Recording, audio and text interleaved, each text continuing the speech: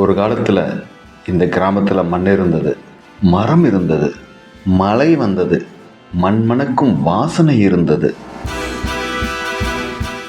இப்போ மழை வந்தால் பிளாஸ்டிக் பாக்கெட் மிதக்கிற வாசனை தான் தெரியுது. இந்த பிளாஸ்டிக் என்னன்னு சொல்கிறோம்? இது வெளிநாட்டில் இருந்து வந்த சுற்றுலா பயணி பயன்படுத்தி போட்ட பிளாஸ்டிக் இல்லை. இது நம்ம கையில் இருந்து விழுந்த பிளாஸ்டிக் பாட்டில்கள். குளிர்பான பாட்டில் இருக்கலாம், ஒரு வினாடி சந்தோஷம்தான். ஆனால் 100 வருடம் நிலம் பாழா போகும். நம்ம முன்னோர்கள் கிணறு வெட்டினாங்க, விதை விதைச்சாங்க, மரம் நட்டினாங்க. ஆனால் நாமும் பிளாஸ்டிக்கை இந்த பூமியில் விதைச்சிக்கிட்டு இருக்கிறோம். பிஸ்கட் பாக்கெட்டுக்கு ஒரு விசேஷ குணம் இருக்குது.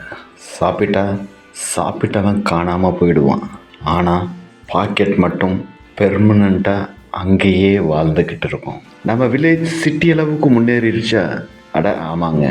அசுத்தத்துலேயும் சுற்றுப்புறத்தை மாசுபடுத்துறதுலையும் பிளாஸ்டிக் பயன்பாட்டிலையும் நம்ம கிராமம் கூட சிட்டி அளவுக்கு வளர்ந்து தான் இருக்குது.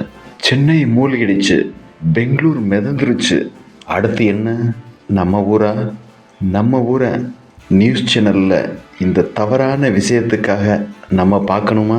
நீங்கள் ஒரு நாள் அந்த பிளாஸ்டிக்கை பயன்படுத்தி வீசிடுவீங்க. ஆனால் அந்த பிளாஸ்டிக் 100 வருஷம் இதே மண்ணில், நீங்கள் வீசின மண்ணில் அது வாழ்ந்துக்கிட்டு இருக்கும், மக்காமல்.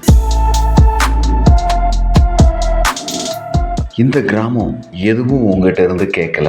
இந்த கிராமம் கேட்குற ஒரே ரிக்வெஸ்ட், வேண்டுகோள் என்னென்னா, என்ன குப்பை தொட்டியாக மாற்றிடாதீங்க.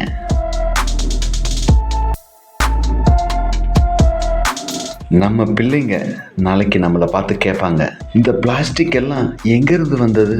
நம்ம பதில் அப்போ என்னவா இருக்கும்? பிளாஸ்டிக்கை தவிர்ப்போம், பசுமையை காப்போம், கிராமத்தை கிராமமாகவே வாழ விடுவோம்.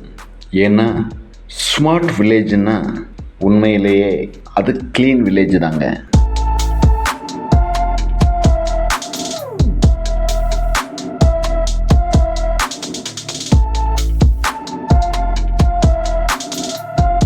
Think before you throw.